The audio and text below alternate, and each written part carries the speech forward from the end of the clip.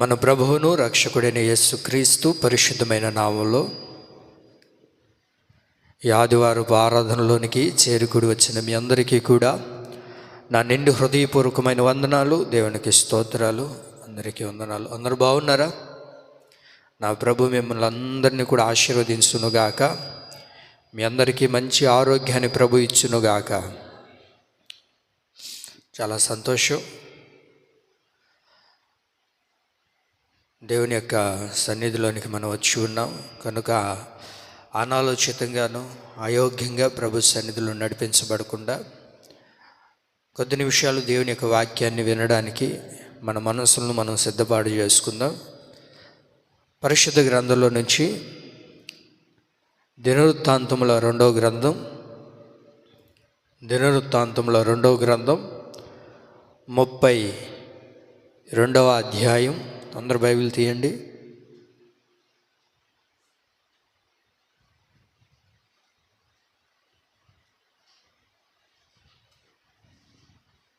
తీసారు అందరూ? దినవృత్తాంతముల రెండవ గ్రంథం 32వ అధ్యాయం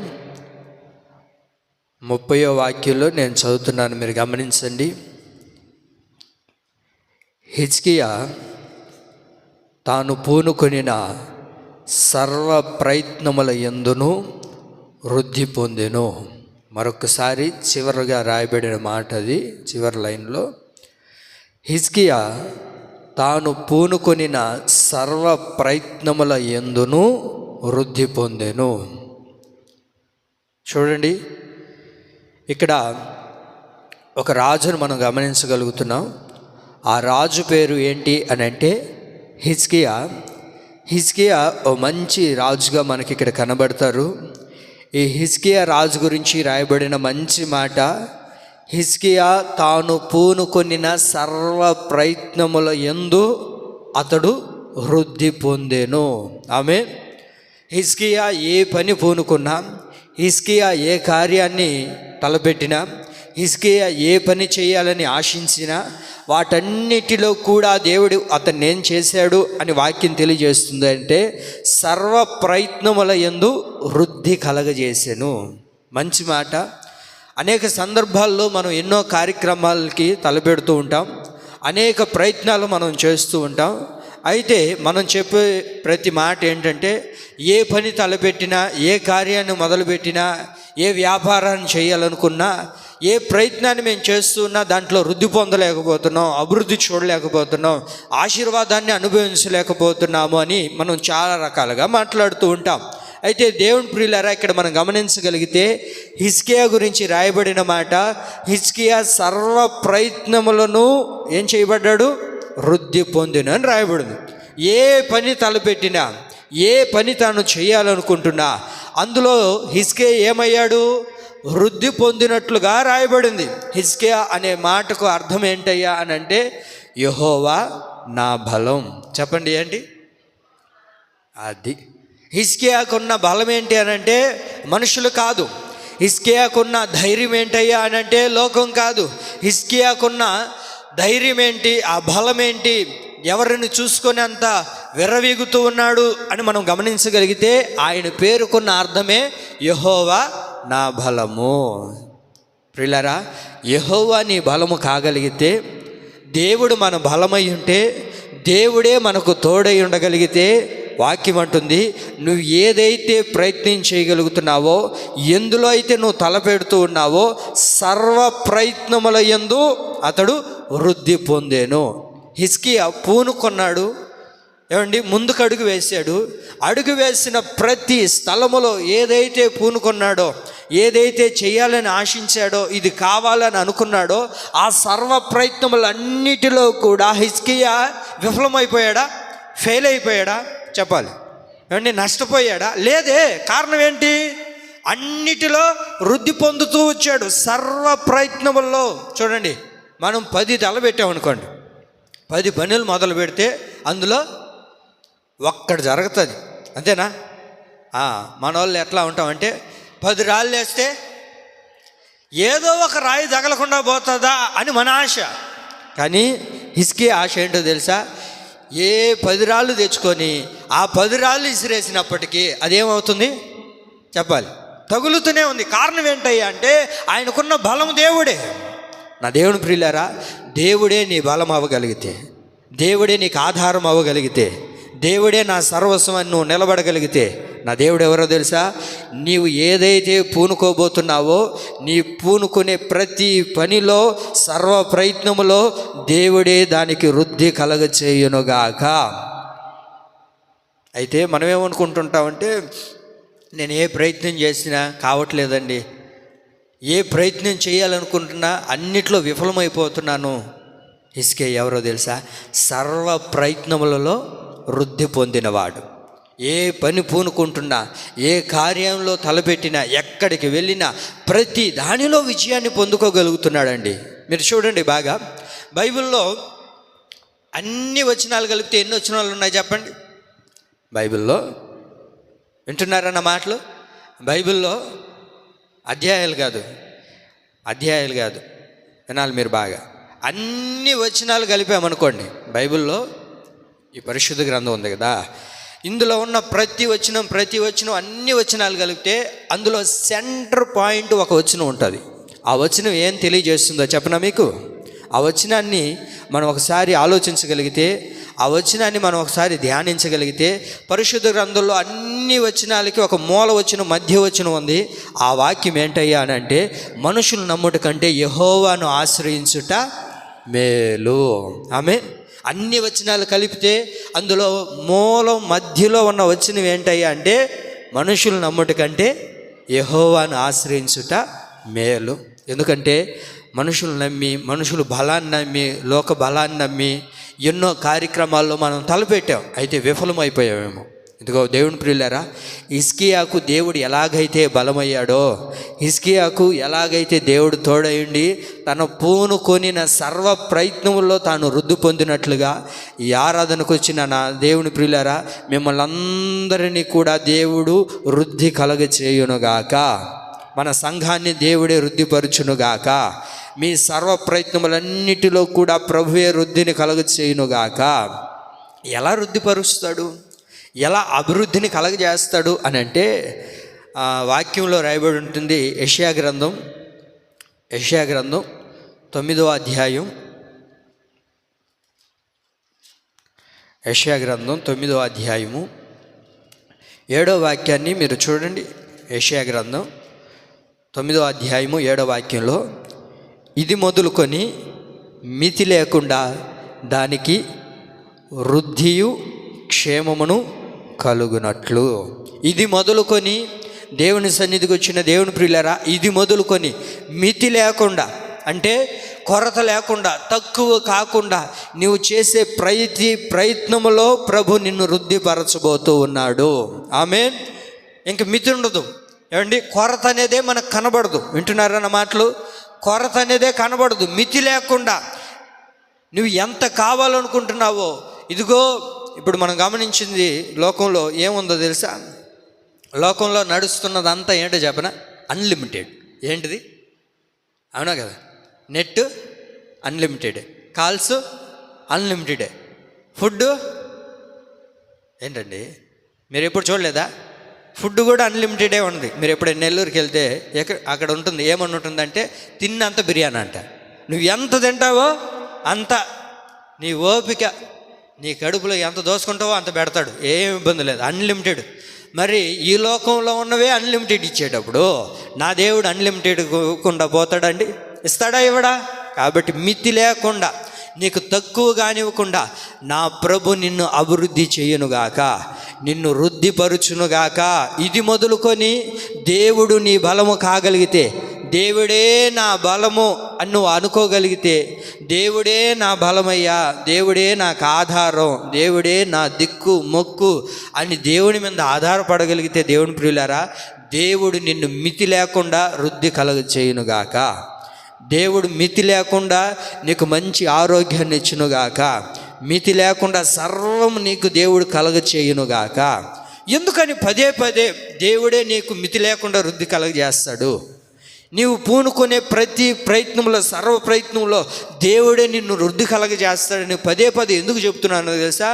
కొరింథీయులకు రాసిన మొదటి పత్రిక 3వ అధ్యాయము, కొరింథీయులకు రాసిన మొదటి పత్రిక 3వ అధ్యాయము,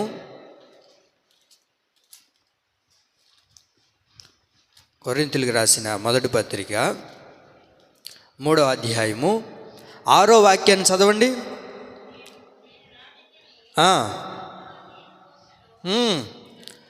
అది వృద్ధి కలగజేసిన వాడు ఎవరు చెప్పాలి? వృద్ధి కలగజేసిన వాడు దేవుడే.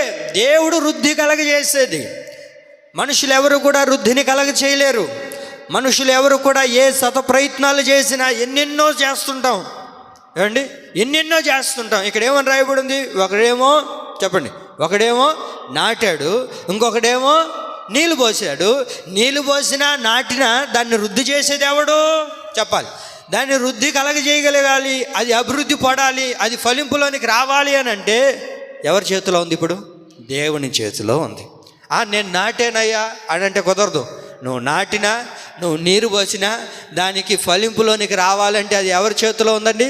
దేవుని చేతిలో ఉంది. కొంతమంది చూడండి, కొన్ని చెట్లు నాటుంటారు, కొన్ని చెట్లని నాటుంటారు, ప్రతిరోజు నీళ్ళు పోస్తుంటాం, ప్రతిరోజు నీళ్ళు పోస్తుంటాం, మంచి ఎరువు వేస్తుంటాం, అన్ని కలగజేసినా దాంట్లో వృద్ధి అనేది రాదు.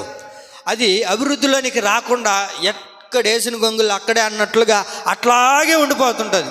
దానివల్ల ప్రయత్నం కూడా ఉండదు, దానివల్ల ఉపయోగం కూడా ఉండదు. కొన్ని చెట్లు అలాగే ఉంటాయండి. అప్పుడు అనిపిస్తుంటుంది, ఎందుకు ఈ చెట్టు వేసాం, దీనికి రోజు నీళ్ళు పోసి దీన్ని ఎంత సాకుతున్నా కూడా, దీన్ని ఎంత పెంచుతున్నా కూడా దీనివల్ల ఏం ఉపయోగం లేదు. అదేమని పురిలారా, దానిని వృద్ధి కలగ చేయాలి అని అంటే అది ఎవరి చేతిలో ఉందండి? అది దేవుని చేతిలో ఉంది. మన వంతు ఏంటంటే నాటడం మన పని, నీరు పోయడం మన పని. అది వృద్ధి కలగాలి అని అంటే చెప్పాలి, అది వృద్ధి కలగ చేసేవాడు దేవుడే. ప్రయత్నం చేయడం మన వంతు. ప్రయత్నం చేయకుండా ఊరికనే ఇంట్లో కూర్చోకూడదు. మరలా ఏమండి, ఊరికనే ఇంట్లో కూర్చొని దేవుడు చేయలేదే అని అనకూడదు. నీ ప్రయత్నం నువ్వు చేసిన తర్వాత దాన్ని వృద్ధి కలగ చేయకూడదో అది ఎవరి చేతిలో ఉంది? దేవుని చేతిలో ఉందండి. దానిని వృద్ధి కలగాలి అని అంటే, అది అభివృద్ధిలోనికి రావాలి అని అంటే, అది ప్రగతి పదంలో నడిపించబడాలి అని అంటే నువ్వేం చేయాలో తెలుసా? దేవుని సన్నిధిలో దేవుడే నా బలమని హిజ్కియా ఎలాగైతే అనుకుంటూ ఉన్నాడో, ఈ దినాన దేవుని సన్నిధికి వచ్చిన దేవుని ప్రియులారా, నీవు కూడా దేవుడే నా బలం, దేవుడే నా ఆధారం అని నువ్వు అనుకోగలిగితే, నువ్వు ఏ పని తలపెట్టినా, ఏ కార్యంలో నువ్వు అడుగు వేసినా ప్రతి దానిలో కూడా ప్రభు నీకు విజయాన్ని కలగచేయునుగాక. తాను పూనుకొనిన సర్వ ప్రయత్నముల్లో ఏమయ్యాడు? వృద్ధి పొందాడు. ఎందుకని తాను పొందుకున్న సర్వ ప్రయత్నంలో, తాను చేస్తున్న ప్రతి పనిలో వృద్ధి పొందాడు? ఆయన చేసిన పనులేంటి? అలా వృద్ధి పొందడానికి, అలా అభివృద్ధి పొందడానికి సర్వ ప్రయత్నములో ఒకటో రెండో జరిగినాయంటే ఓకే. ఇతను ఏ పని చేసినా, ఏమండి, ఏ పని పూనుకున్నా ప్రతి దానిలో వృద్ధి పొందొచ్చు ఉన్నాడు. దానికి గల కారణాలు ఏంటి? కొన్ని విషయాలు మన బైబిల్లో ధ్యానించుకుందాం ఈరోజు మనం తెలుసుకునే వ్యక్తి ఎవరు? అది హిజ్కియా వృద్ధి పొందడానికి సర్వ ప్రయత్నములన్నిటిలో కూడా తాను పూనుకొనిన సర్వ ప్రయత్నముల యందు వృద్ధి పొందాడు. దానికి గల కారణాలు ఏంటి? బైబిల్లో మనం కొన్ని విషయాలు ధ్యానించుకుందాం. దినవృత్తాంతముల 2వ గ్రంథం 32వ అధ్యాయం 26వ వాక్యం, 25, 26 వాక్యాలు చదువుదాం.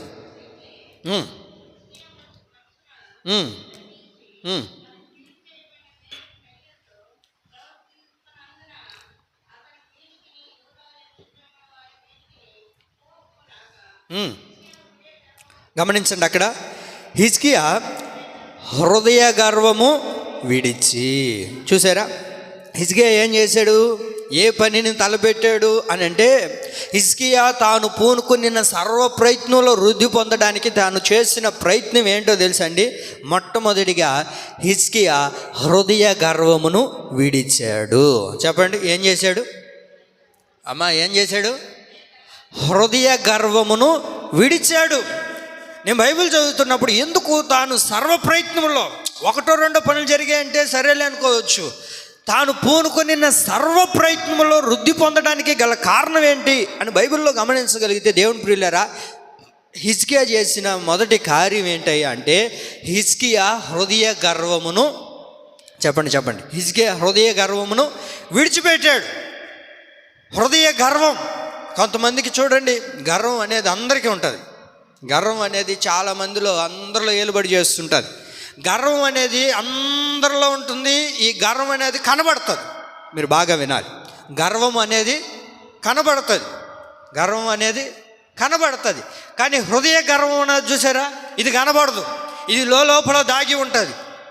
ఈ హృదయ గర్వం అనేది జీవితాన్ని పాడు చేస్తుంది. ఈ హృదయ గర్వం అనేది మన వృద్ధిలోనికి రానివ్వకుండా ఆపివేస్తుంది. దేవుని ప్రియులారా, మన దైనందిన జీవితాల్లో మనం సర్వ ప్రయత్నంలో వృద్ధి పొందాలి అని అంటే ఏం చేయాలో తెలుసా? హృదయంలో దాగి ఉన్న గర్వాన్ని విడిచిపెట్టాలి. ఉందా ఏమండి? లేదు అని అంటే అది అబద్ధం. ఎందుకనంటే ఏదో ఒక మనిషిలో 100% లేకపోయినా 10% ఉంటుంది. 10% ఏదో ఒక మనిషిలో, నాలో అయినా మీలో అయినా ఎవరిలో అయినా ఒక 10% ఉంటుంది అది. అయితే దాన్ని ఏం చేయాలో తెలుసా? తీసివేసుకునే వారిగా ఉండాలి. అది నీలో ఉన్నంత కాలం నీవు సర్వ ప్రయత్నంలో నువ్వు వృద్ధి పొందలేవు. నీవు చేయు సర్వ ప్రయత్నంలో నువ్వు వృద్ధి పొందాలి అని అంటే ఏమండి, హిజ్కియా చేసిన కార్యం ఏంటి? తన హృదయంలో ఉన్న గర్వాన్ని విడిచిపెట్టాడు.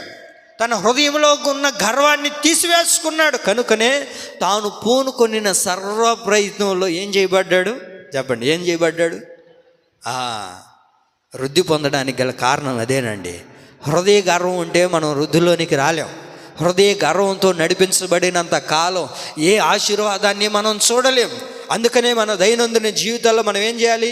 ఈ హృదయంలో దాగి ఉన్న గర్వాన్ని తీసివేసుకోవాలి. నా దేవుని ప్రియులారా, మీకు బాగా అర్థమయ్యేటట్లు చూడండి. దానియేలు గ్రంథం 5వ అధ్యాయము. దానియేలు గ్రంథం 5వ అధ్యాయము. దానియేలు గ్రంథం 5, 18, 19, 20 వాక్యాలు చదవండి.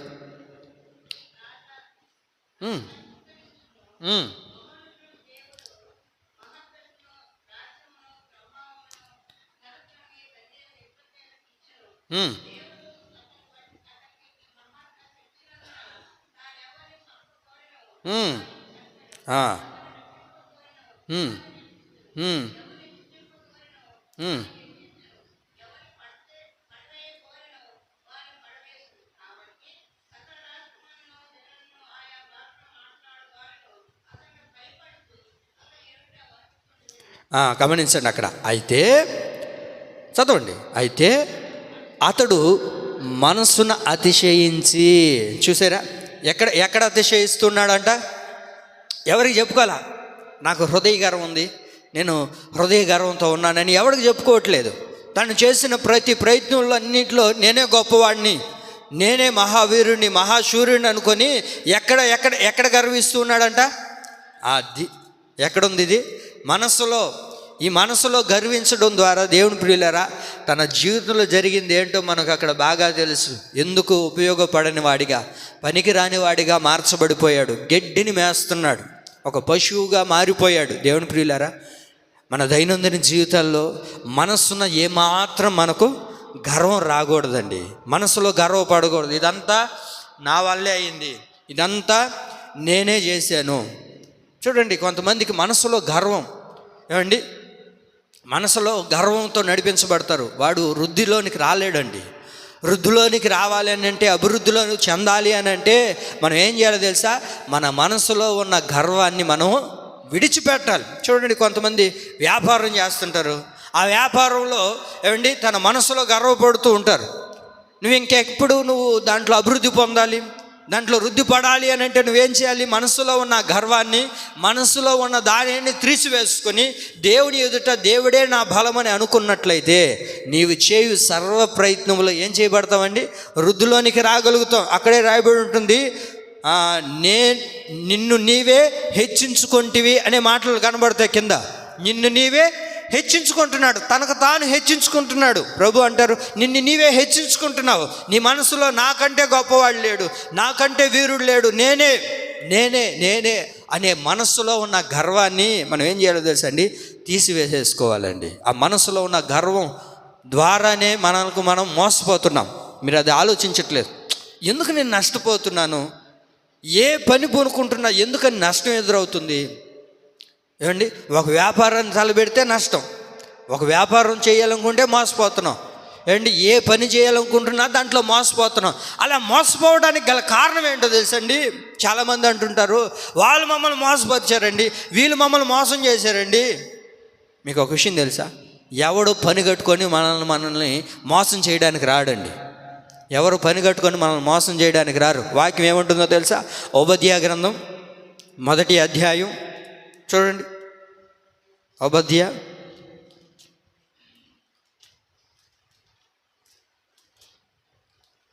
తీసారా? 760 చూడండి, అక్కడ 761 తీసారా? ఓబద్యా గ్రంథం 1వ అధ్యాయం 3వ వాక్యంలో రాయబడి ఉంది. తీయండి.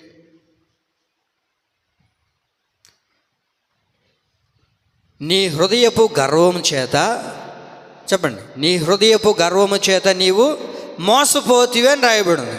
ఎవరు మోసం చేశారు? ఎవరైనా పన్ను కట్టుకొని వచ్చి మనల్ని మోసం చేశారా? వింటున్నారన్న మాటలు కనబడిందా లేదా?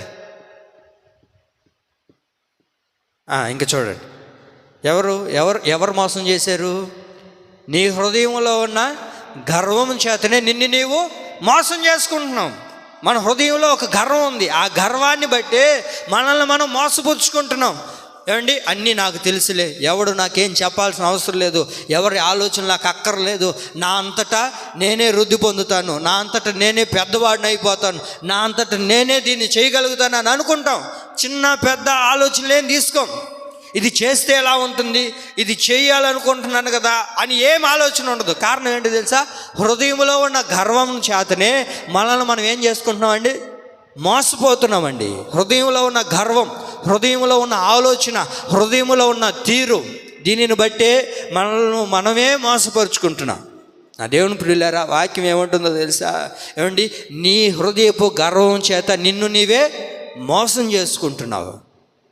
ఎవరి ఆలోచన లేదు. ఏమండి, ఎవరి సలహా మనం తీసుకో, మనంతటా మనమే ఆలోచించి మనంతటా మనమే అనుకొని మన హృదయాన్ని బట్టి మనం ఏం చేయబడుతున్నామో తెలుసా? మోసపుచ్చుకుంటున్నామని వాక్యం తెలియజేస్తుందండి. దేవుని ప్రియులారా, ఏ కోణంలో కూడా, ఏ విధానంలో కూడా హృదయ గర్వం అనేది మనలోనికి రాకూడదండి. ఈ హృదయ గర్వం చాలా మనల్ని ఇబ్బంది పరుస్తుంది. కొంతమందికి హృదయంలో ఉంటుంది గర్వం. ఏమండి, నా వంటి ప్రార్థనా పరుడు లేడు, నా వంటి ప్రార్థన పరుడు లేడు, నా వంటి, ఏమండి, నాలాగా ఎవ్వరు మందిరానికి సహకరించరు, నాలాగా ఎవ్వరు కూడా మందిరానికి రాలేరు, నాలాగా ఎవరు భక్తి చేయలేరు. దేవుని ప్రియులారా, ఇలాగ మనమే మన మనసులో గర్వించుకున్నాం అనుకోండి, ఇప్పుడు ఏమవుతుంది? మనల్ని మనమే మోసపుచ్చుకుంటున్నాం, మనల్ని మనమే మోసపోయేటట్లుగా చేసుకుంటున్నాం. దానికి గల కారణం ఏంటి? మన హృదయంలో మనమే గర్వం. ఈ గర్వాన్ని బట్టి మన జీవితాలు పాడైపోతున్నాయండి. ఎవరో పని కట్టుకొని మన దగ్గరకు వచ్చి మనల్ని మోసపరిచే వాళ్ళు ఉండరు. దేవుని ప్రియులారా, దేవుని సన్నిధికి వస్తున్న మనం అందరం ఒకవేళ ఉంటే తీసివేసుకుందాం. ఏమండి, దేవుడు మాట్లాడుతున్నాడు అని అంటే అది మనలో ఉంటేనే దేవుడు మాట్లాడతాడు కదా. కాబట్టి ఎవరిలో ఉందో ఒకసారి ఆలోచిద్దాం. నాలో ఒకవేళ హృదయ గర్వం ఉంటే నేనేమవుతాను? మోసపోతాను. ఏమండి, ఈ హృదయ గర్వాన్ని మనం ఏం చేయాలి? తీసి పారవేసుకునే వారిగా ఉండాలి. హృదయ గర్వంతో నడిపించబడితే మనల్ని మనమే మోసపుచ్చుకుంటాం, మనల్ని మనమే నాశనం చేసుకుంటూ ఉంటాం, మనల్ని మనమే పాడు చేసుకుంటూ ఉంటాం. ఈ హృదయ గర్వం అలాంటిది అండి. నేను బైబిల్ చదువుతున్నప్పుడు నాకు భలే నవ్వు వచ్చింది ఒక వాక్యం. ఏమండి, ఏంటంటే ఒక ఆయన ఉన్నాడు, ఆయన వెళ్ళి తన భార్యతో చెప్తున్నాడు. ఏమని చెప్తున్నాడు తెలుసా?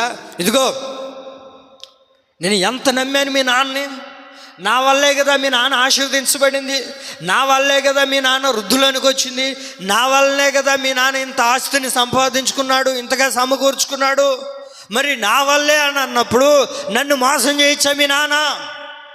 ఎన్నిసార్లు మోసం చేశాడయ్యా మా నాన్న అని అంటే, మీ నాన్న నన్ను ఇంచుమించు 10 సార్లు మోసం చేశాడంట. ఎన్నిసార్లు? అమ్మా ఎన్నిసార్లు? 10 సార్లు మోసం చేశాడు మీ నాన్న, ఇదేమన్నా మంచిగా ఉండదా అని మాట్లాడితే ఏమండి దేవుని ప్రియులారా, అప్పుడు నాకు భలే నవ్వు వచ్చింది. ఎందుకో తెలుసా? ముందు నువ్వు చేసింది ఏందయ్యా? ముందు మనం చేసింది ఏంటి? అన్నను మోసం చేసాంగా. ఏమండి చదువుతారా మీరు? ఆదికాండం 31వ అధ్యాయం 7వ వాక్యం చూడండి. ఆదికాండం 31వ అధ్యాయము, ఆదికాండం 31వ అధ్యాయం 7వ వాక్యం.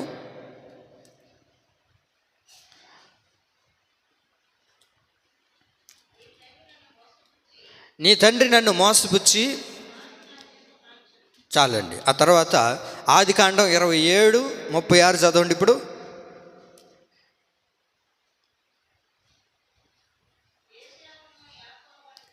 యాకోబు అను పేరు అతనికి సరిగానే చెల్లినది, అతడు నన్ను 2 మార్లు మోసపుచ్చును. ఏం చేశాడు యాకోబు? అమ్మా మీరు గమనించండి, చరిత్ర మీరు బాగా చదవాలి వాక్యం. అందుకే ఎందుకో తెలుసా? మనం ఏదైతే విత్తుకుంటామో, అమ్మా ఏది విత్తుకుంటామో అదే కదా కోసుకుంటాం. మీ నాన్న నన్ను 10 సార్లు మోసం చేశాడంటే నువ్వు మోసం చేయలేదా? నాకెందుకు నవ్వు వచ్చిందంటే, ఒక మోసగాడు మోసతనం గురించి చెప్తున్నాడు, అది నాకు నవ్వు వచ్చింది. ఏమండి, ఒక మోసగాడు వెళ్ళి ఇదిగో నేను మోసపోయినాను, నన్ను మోసం చేసినారు అని అంటున్నాడు. ఏమండి, నువ్వు దేవుణ్ణి మోసం చేసావనుకో, నిన్ను మోసం చేసేవాళ్ళు కూడా ఉంటారు. అవునా కదండి? మీకు అర్థమవుతుందా? మనము మన తల్లిదండ్రులు మోసం చేసామనుకో, ఆ తర్వాత ఏమవుతుంది? నెక్స్ట్ మన పిల్లలు మనల్ని మోసం చేస్తారు. ఎందులో ఇంకా ఏమండి ఆలోచించాల్సిన అవసరమే లేదు. అర్థమవుతుందా మీకు?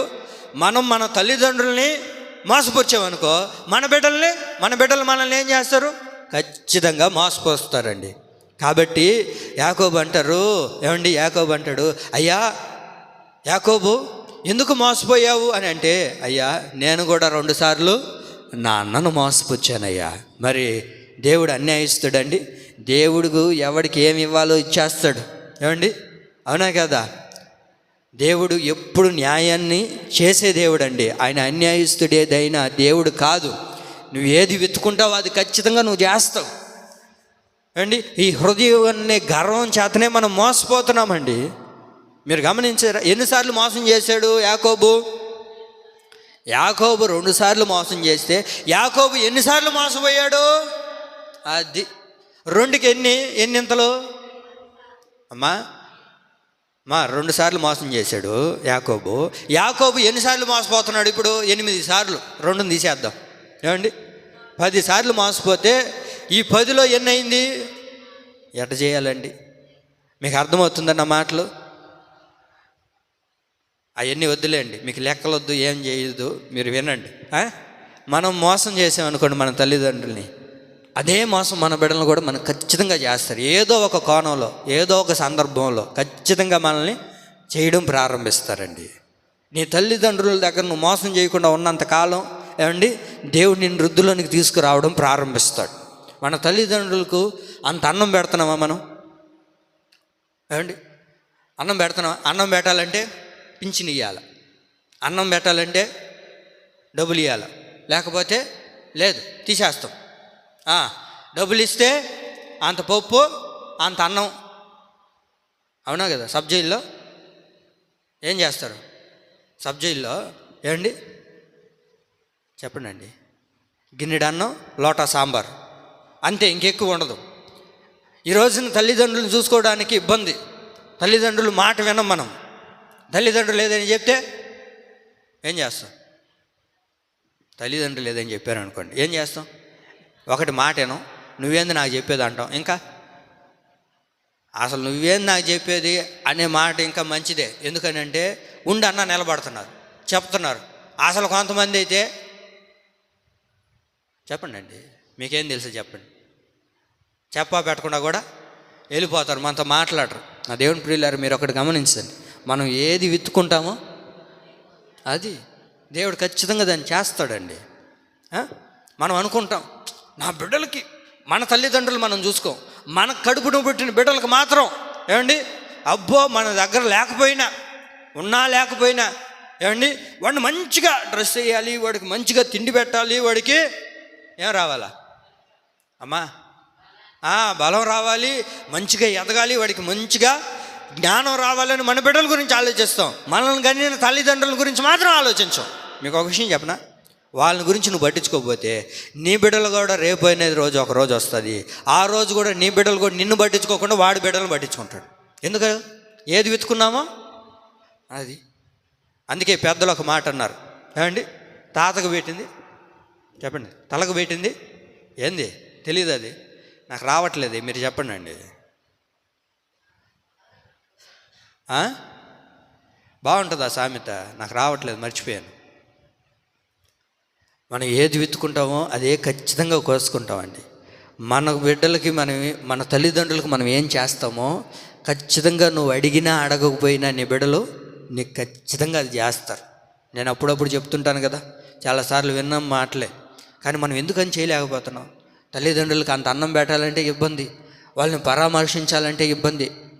మా ఏనా ఊరికే నష్ట పెడుతున్నావు అని అన్నావు అనుకో, రేపు ఒక రోజు ఉంటుంది, ఆ రోజు ఖచ్చితంగా నీ బిడ్డలను కూడా నేను ఖచ్చితంగా దబాయిస్తారండి, ఖచ్చితంగా నీ మీద అరుస్తారు. అమ్మా బాధపడబాకండి, తల్లిలారా బాధపడబాకండి. ఖచ్చితంగా ఎవడు ఏది ఎత్తుకుంటాడో అది కోసుకుంటారు, అంతే. ఏమండి, అంతేనే కదా. ఎరువేసాము, ఏమండి అన్నా ఎరువేసి వచ్చావా, నాటినేవా, నాట్లు ఏమొస్తాయి? యాపిల్ పండ్లు వస్తాయా, దాచే పండ్లు వస్తాయా? చెప్పండి అండి. వరే వస్తుందా? ఏందన్నా యాపిల్ పండ్లు రావా? చూడన్నా ప్రయత్నించా, ఏమన్నా ఉంటుందేమో, వస్తుందా? ఏమి చెప్పండి అండి. ఏది విత్తామో అదే కదా పంట కోసుకోగలుగుతాం. మరి మన తల్లిదండ్రులు, మీకు ఒక విషయం తెలుసా, మన తల్లిదండ్రులు నువ్వు ఎంత అరిచేటప్పుడు వాళ్ళ దగ్గర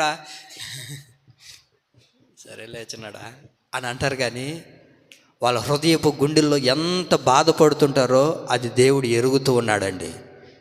ఏమండి, అది దేవుడు చూస్తూ ఉంటాడు, అది దేవుడు గమనిస్తూ ఉంటాడు. అరే, నీ తల్లిదండ్రులు నిన్ను ఎంత కన్ని మోసి పెంచుంటారు, వాళ్ళని ఈరోజు నువ్వు ఎంత కన్నీటికి కారణం అవుతున్నావే, రేపు అనే రోజు ఒక 2 రోజు అని అంటారు.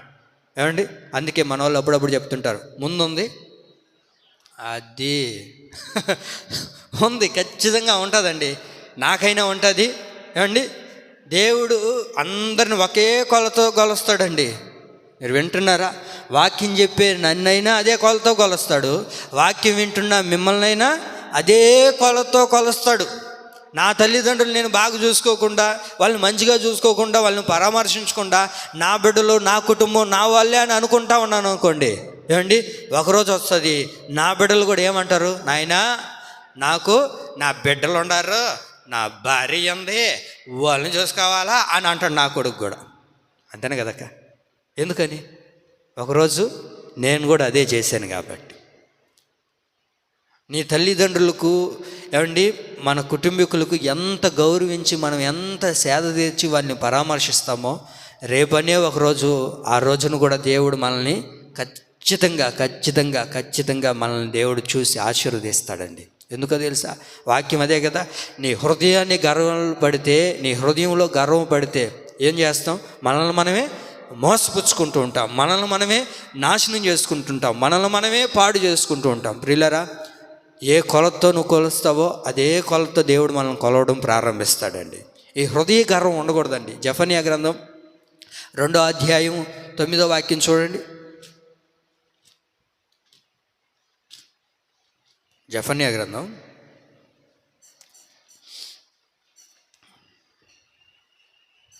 తీసారా? 2వ అధ్యాయం 9వ వాక్యం.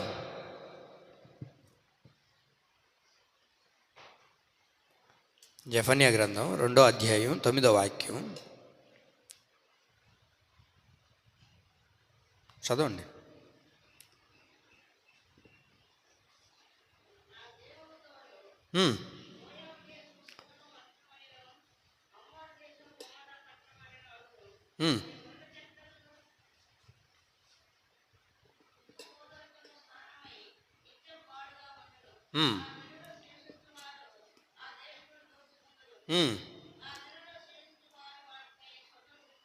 10వ వాక్యం చదవండి. అతిశయపడి సైన్యములకు అధిపతిగా యెహోవా జనులను దూషించిరి గనుక వారి గర్వమును బట్టి ఇది వారికి సంభవించెను. వారి గర్వమును బట్టి వారికి ఏం జరుగుతుంది? అది సంభవించింది. దానికి గల కారణం ఏంటి? వాళ్ళ హృదయంలో ఉన్న గర్వం. ఈ హృదయ గర్వం ఏం చేస్తుందో తెలుసండి, 1 రోజు 2 రోజులు ఉండిపోదు. ఏమండి, ఈ హృదయ గర్వమును బట్టి నిత్యము నిత్యము నిత్యము మనం ఏదో ఒక ఇబ్బందిని కొని తెచ్చిపెట్టుకుంటూనే ఉంటాం. ఏదో ఒక ఇబ్బంది, ఏదో ఒక సమస్య, ఏదో ఒక హాని మన జీవితంలో ఎదురవుతూనే ఉంటుంది. కారణం ఏంటయ్యా అని అంటే, నిత్యము ఎందుకు ఇలాంటి ఇబ్బందులు కలుగుతున్నాయి అంటే హృదయంలో ఉన్న గర్వాన్ని బట్టి. చెప్పండి, దేన్ని బట్టి? హృదయంలో ఉన్న గర్వాన్ని బట్టి నిత్యము ఏదో ఒకటి జరుగుతూనే ఉంటుంది. హృదయంలో ఉన్న గర్వాన్ని మనం విడిచిపెట్టాలండి. చూడండి, హిజ్కియా తాను పూనుకొనిన సర్వ ప్రయత్నంలో వృద్ధి పొందడానికి ఏం చేశాడు అమ్మా? ఏం చేశాడు? గర్వాన్ని విడిచిపెట్టాడు. కొంతమంది చూడండి, గర్వాన్ని విడిచిపెట్టరు. ఇది మాకు కావాలి, ఇది మాకు ఉండాలి అని అనుకుంటూ ఉంటారు.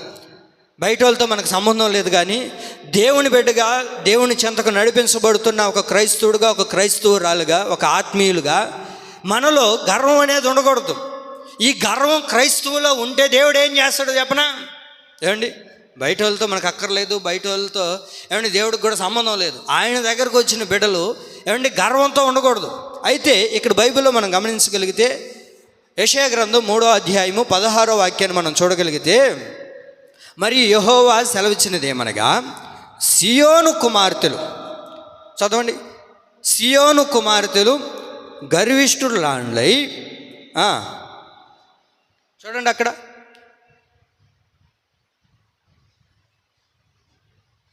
తీసారా? యెషయా గ్రంథం 3వ అధ్యాయం 16వ వాక్యం మేము చదివితే బాగుంటుంది, అందుకని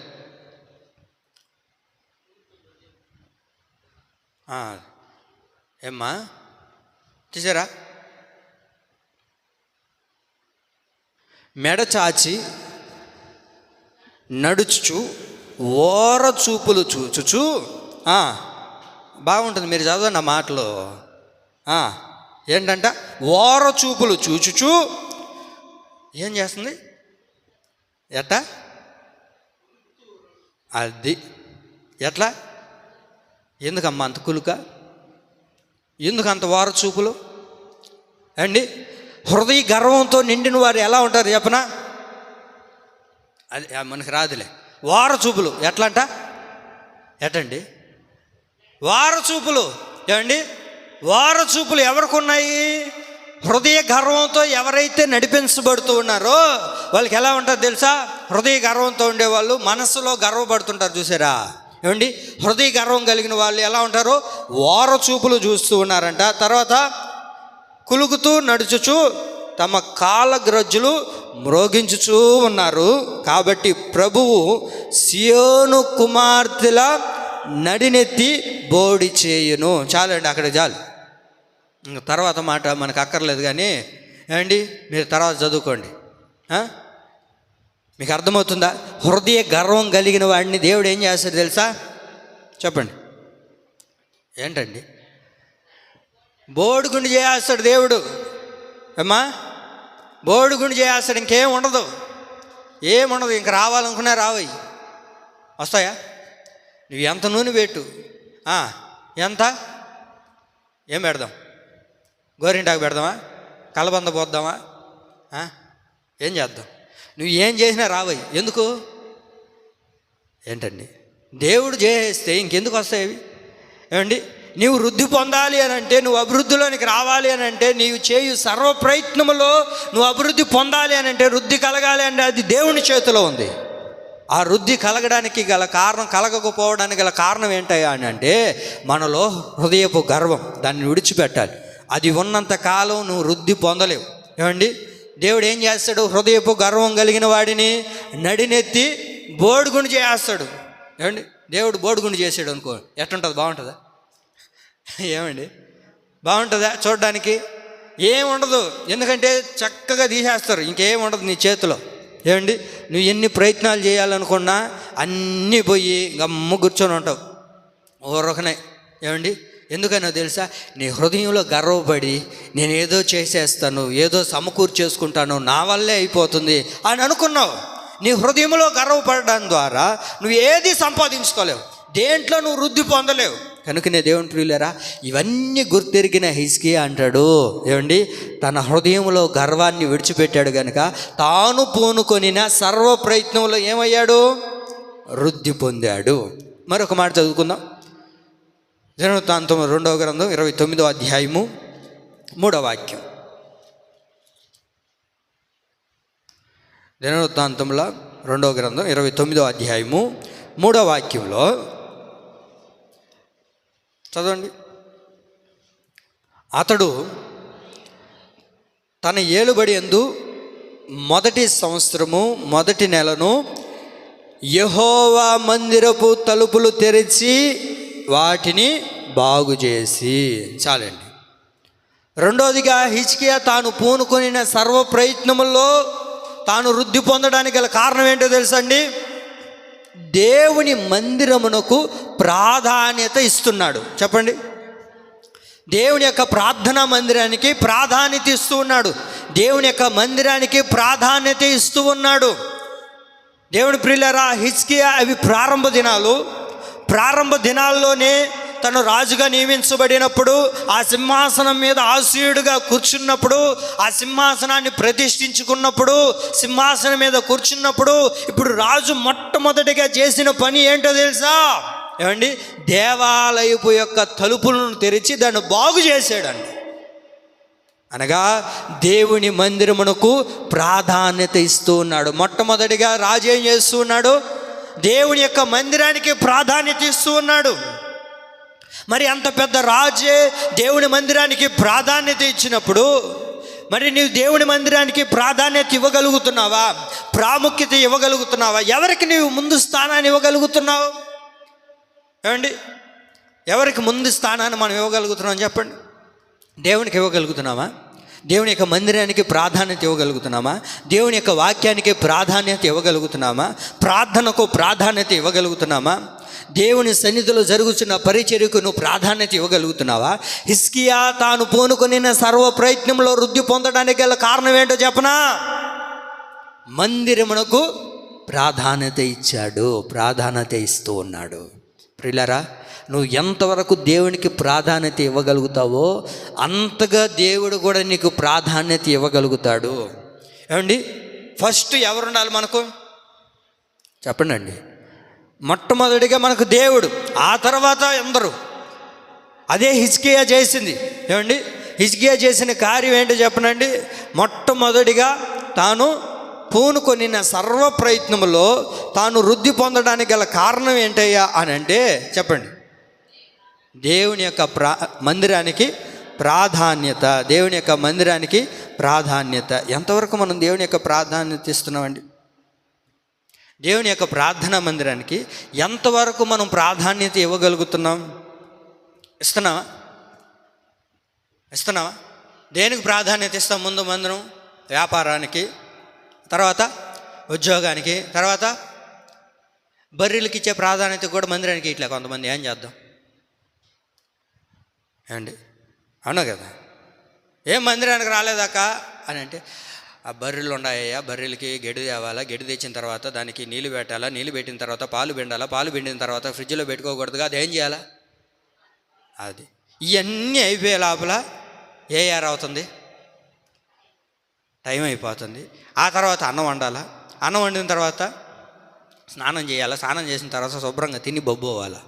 ఇంకెక్కడండి నువ్వు ప్రాధాన్యత ఇచ్చేది? దేవుడు ఒకటి నీకు ఇచ్చేది ఎందుకో తెలుసా? ఈ రెండిట్లో ఎవరికి నువ్వు ఎక్కువ ప్రాధాన్యత ఇస్తావో అని దేవుడు ఎదురు చూస్తూ ఉంటాడు.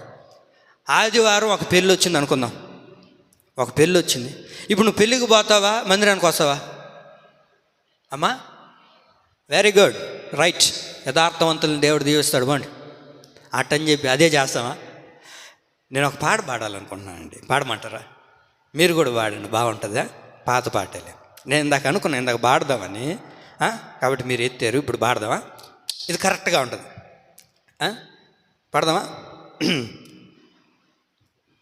పరవాసిని నే జగమున ప్రభువా, జగమున ప్రభువ నడచుచున్నాను నీ దారిన్, నా గురి నీవెన ప్రభువా, నా గురి నీవెన ప్రభువా, నీదరినే చేరెదను నేను, నీదరినే చేరెదను. పరవాసినినే జగమున ప్రభువ నడచుచున్నాను నీ దారి, నా గురి నీవెన ప్రభువా, నా గురి నీవెన ప్రభువా, నీదరినే చేరెదను నేను, నీదరి చేరెదను.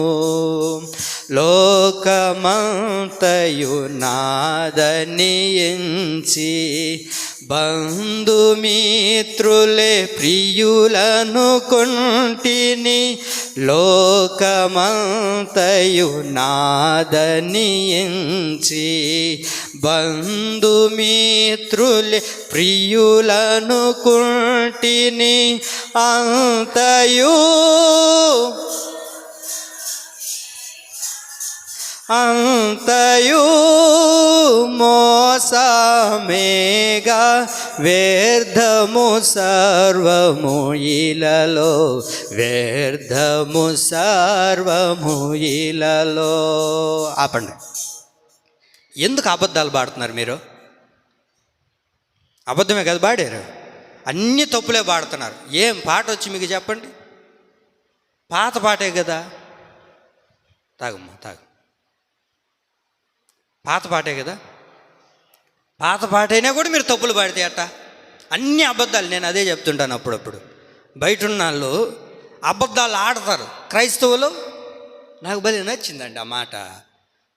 దేవుని తెలియని వాళ్ళు అబద్ధాలు ఆడతారు, దేవుడు తెలిసిన బిడ్డలు అబద్ధాలు పాడతారు. బాగుంది కదా. ఎందుకని? ఇప్పుడు పాడుకున్నాం కదా, చరణం పాడండి.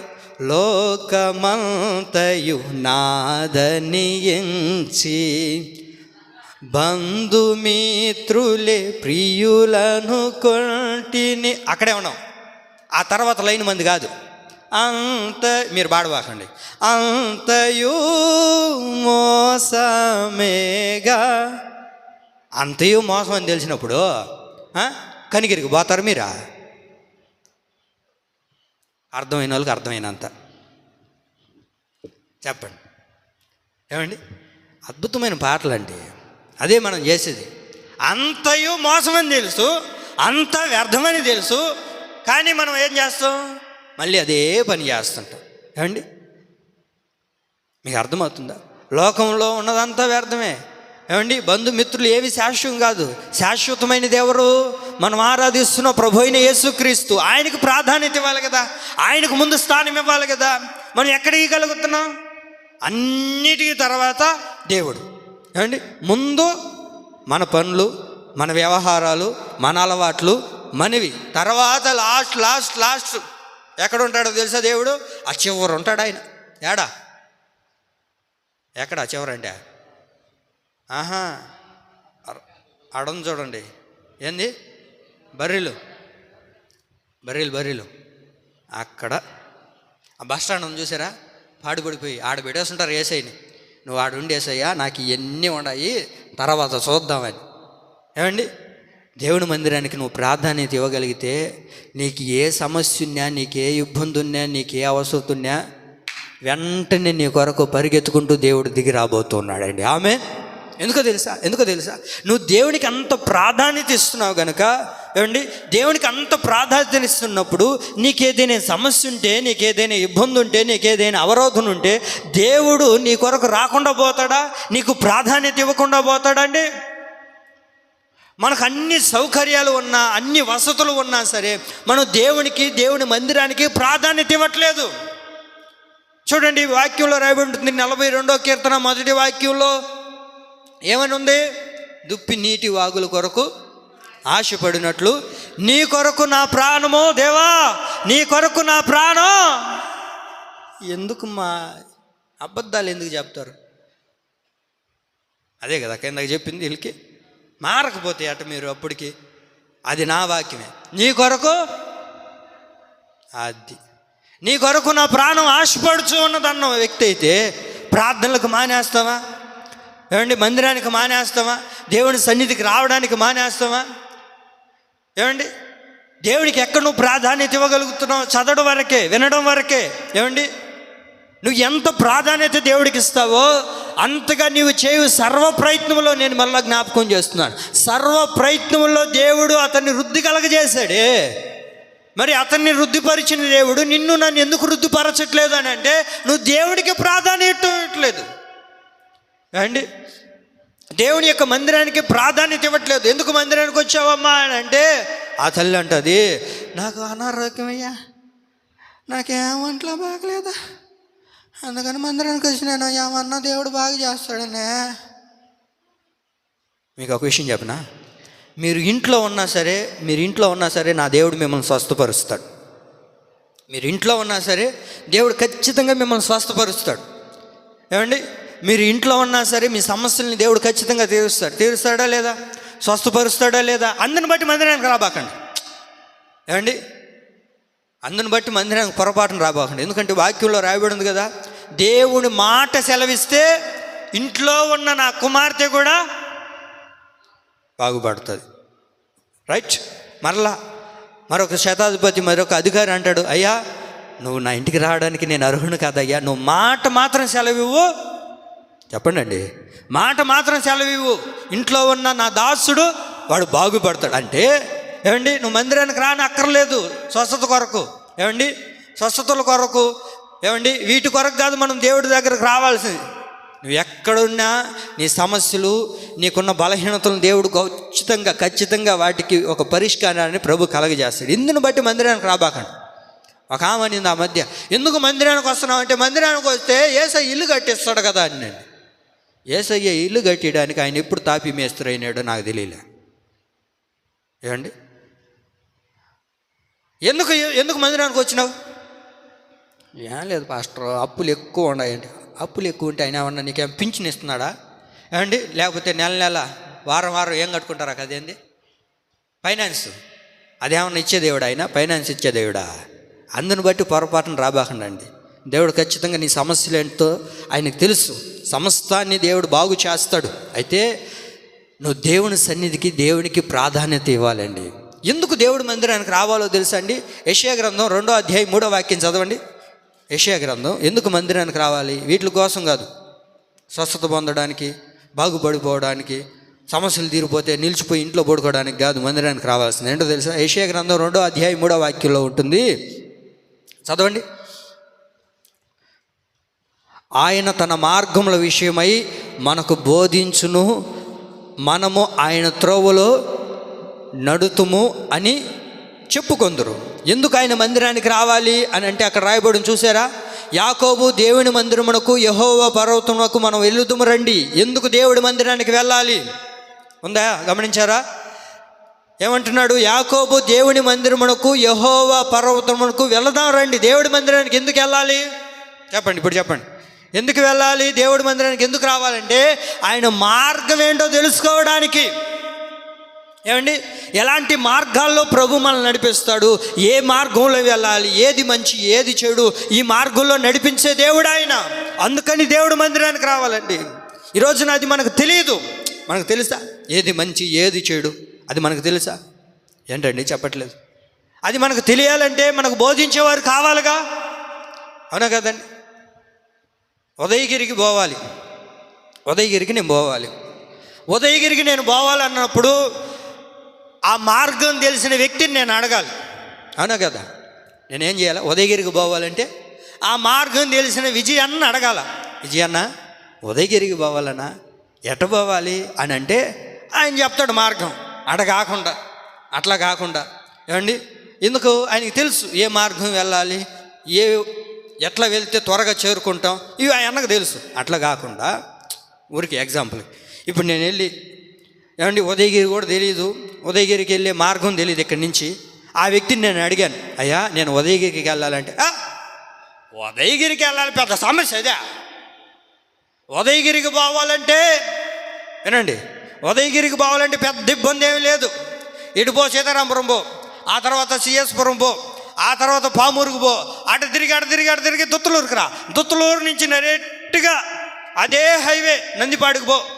నందిపాడు నుంచి ఇట్లా రూట్ ఒకటి వస్తుంది, ఆ నుంచి తిరగతా వస్తే కొండ వస్తుంది, కొండ నుంచి మళ్ళీ పైకి ఎక్కి కిందకు దిగితే అదే ఉదయగిరి. అబ్బా అక్క బాగుంది కదా అక్క. ఏంటండి నవ్వుతున్నారు? మీకు అర్థమైందని అన్నమాట.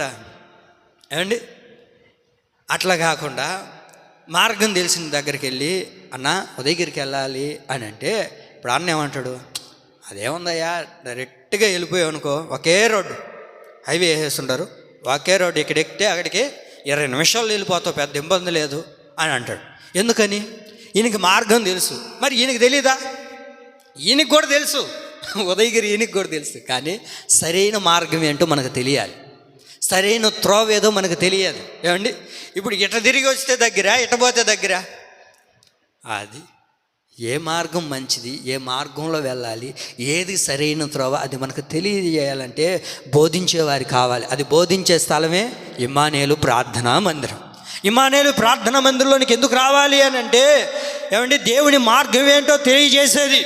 ఈ రోజున దేవునికి ప్రాధాన్యత ఇవ్వట్లేదు, దేవునికి ముఖ్య స్థానం ఇవ్వట్లేదు, దేవునికి మొదటి స్థానం ఇవ్వకనే ఎన్నో ఇబ్బందులు పడుతూ ఉన్నాం. లూకాసు వార్త 2వ అధ్యాయం 7వ వాక్యం చదువుకొని మనం ముగించుకుందాం. ఎందుకు మీరు కష్టంగా కూర్చో ఉన్నారా, ఇష్టంగా ఉండారా?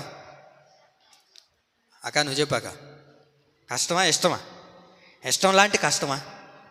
లూకాసు వార్త 2వ అధ్యాయము 7వ వాక్యం చదవండి, ఏమని ఉంటుంది? లూకాసు వార్త 2వ అధ్యాయం 7వ వాక్యంలో,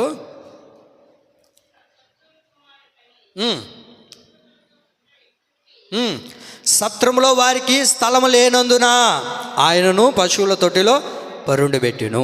సత్రములో చూడండి, ఆయనకి స్థలం లేదు. ఈ రోజున స్థలం ఇవ్వలేకపోతున్నాం దేవునికి సమయాన్ని ఇవ్వలేకపోతున్నాం, దేవునికి ప్రాధాన్యత ఇవ్వలేకపోతున్నాం. ఎందుకయ్యా దేవుడి మందిరానికి రావట్లేదు, దేవుని మందిరానికి ఎందుకు రాలేకపోయావు అని అంటే, ఇంట్లోనే ఉన్నానయ్యా రాలేకపోయినాను అంటారు. ఎందుకు? ఏమండి ఏమని అంటే భయం లేనితనం. వృద్ధిలోనికి రావాలని అంటే ఒక వ్యక్తి ఏం చేయాలో తెలుసండి, దేవుని మందిరానికి ప్రాధాన్యత ఇవ్వాలి. ఏమండి మనం నడవలేకపోయినా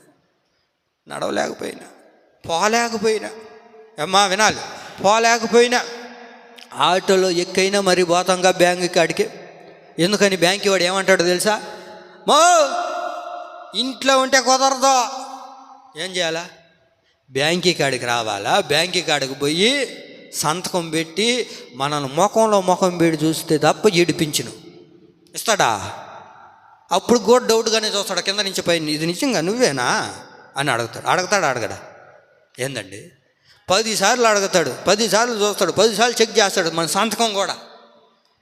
మరి ఆఫ్టర్ ఆల్ ఒక బ్యాంకీ వాడి దగ్గరికి వెళ్ళినప్పుడే, ఒక డబ్బుల కోసం వెళ్ళినప్పుడే ఏమండి అంత చేస్తూ ఉంటే, నువ్వు దేవుడి మందిరానికి రాకుండా నా సమస్యలు దేవుడికి తెలియదా మళ్ళీ చెప్తుంటారండి నాకు కొంతమంది. అది కూడా ఎట్ట, నా సమస్యలు దేవుడికి తెలియదా, ఆయనకు తెలియదా? ఓక దేవుడికి అన్నీ తెలుసండి. నువ్వేం చేస్తున్నావో, ఎవరికి ప్రాధాన్యతనిస్తున్నావో, ఎవరికి మొదటి స్థానం ఇస్తున్నావో, ఏం చేయగలుగుతున్నావో, ఏమండి అన్నిటికీ సమయం ఇస్తాం మనం. అన్నిటికీ సమయం ఉంటుంది మనకు. తినడానికి సమయం, పడుకునేదానికి సమయం, తిరగడానికి సమయం, ఆడడానికి సమయం, పాడడానికి సమయం, ప్రతిదానికి సమయం ఉంటుంది. కానీ దేవుడి మందిరానికి రావాలన్నా, దేవుని యొక్క వాక్యాన్ని వినాలన్నా, దేవుని సంఘానికన్నా, దేవుడి మందిరానికన్నా దానికి ప్రాధాన్యత ఇవ్వలేకపోతున్నామండి. చూడండి, ఆయనకు సత్రంలో స్థలము లేనందున అందరికీ ప్రాధాన్యత ఇస్తాం, అందరికీ స్థలాన్ని ఇస్తాం, అందరికీ ప్రాముఖ్యత ఇస్తామే. కానీ దేవునికి మాత్రం చివరి స్థానం, దేవుని సంఘానికి మాత్రం చివరి స్థానాన్ని ఇచ్చేవారిగానే మారిపోతున్నామండి. ఒకసారి ఆలోచిద్దాం. దేవుని యొక్క ప్రార్థనా మందిరానికి మొదటి స్థానం ఇవ్వాలండి. దానికి మొదటి స్థానం ఇవ్వగలిగితే, దానిని నువ్వు ముందు పెట్టుకోగలిగితే ప్రియులారా, దేవుడు ఖచ్చితంగా నిన్ను ఒకానొక రోజున దేవుడు ఆశీర్వదించబోతూ ఉన్నాడు. ఏమండి తాను పొందుకున్న, తాను చేస్తూ ఉన్న ప్రతి సర్వ ప్రయత్నములో హిజ్కియా వృద్ధి పొందాడు. మరి నీవు నేను వృద్ధి పొందాలి అని అంటే, నీవు నేను అభివృద్ధి పొందాలి అని అంటే ప్రతి సర్వ ప్రయత్నంలో మనం విజయాన్ని చూడాలి, ఫెయిల్యూర్ అయిపోకూడదు. కొంతమంది చూడండి, ఏది చేసినా ఫెయిల్యూర్, ఏ ప్రయత్నం చేసినా ఫెయిల్యూర్ అవుతున్నావు అంటే అవుతావు. నువ్వు దేవుడికి ప్రాధాన్యత ఇస్తే కదా. ఏమండి, దేవునికి ప్రాధాన్యం ఇవ్వనంత కాలం దేంట్లో మనం కూడా ఏ ప్రయత్నాలు చేసినా మనం ఏది చూడలేమండి. కనుకనే నా దేవుని పిల్లలారా, దేవుని సన్నిధికి వచ్చినప్పుడు దేవునికి మొదటిగా స్థానం ఇద్దాం, దేవునికి ప్రాధాన్యత ఇద్దాం, దేవుని మనం ముందు ఉంచుకుందాం. ఎవరు మన బలమై ఉండాలి? హిజ్కియా తనకు యెహోవాయే బలమై ఉన్నాడు.